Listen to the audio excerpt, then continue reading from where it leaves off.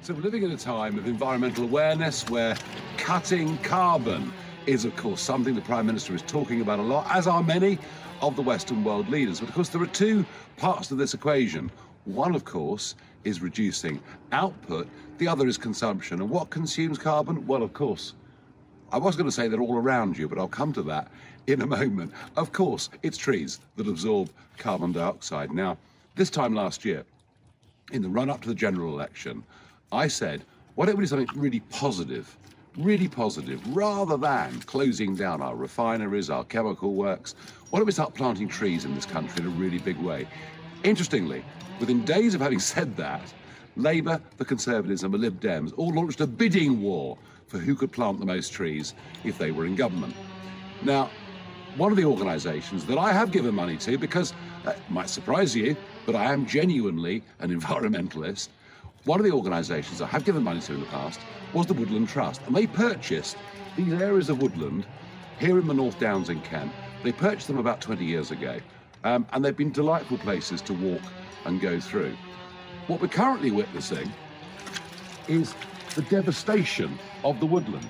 They are hacking back. Now, some of these trees are ash, and of course we know that ash dieback is a serious problem. But it's not just ash they're cutting down beech trees, and this is going on all round the network of footpaths over these North Downs. You can probably, just a moment ago, hear the chainsaws. They're going every day, 5 days a week. They've now been going for at least 2 months. I spoke to the Woodland Trust and I asked them, what the goodness is going on? Well, words to that effect. And I was told, because these are public footpaths and because the Woodland Trust owns this land, what would happen if a piece of a tree fell on someone and damaged them? So in the name of precaution, in the name of health and safety, we're now seeing vast areas of woodlands just being chopped down. These logs won't be taken anywhere. They'll just be left here for year after year after year.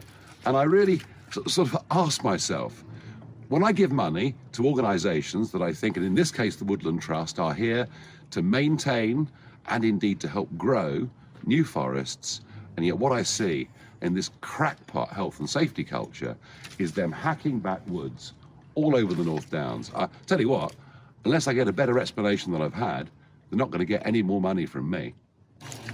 Well, not only is it like a building site, hear those chainsaws in the background, but a couple of months ago, when you walk through here, you couldn't see the sky. That was part of the charm and the beauty of it. And some will argue, oh, well, there'll be different biodiversity with these clearings, but surely the whole point is not to hack down thousands of healthy trees along with the unhealthy ash trees.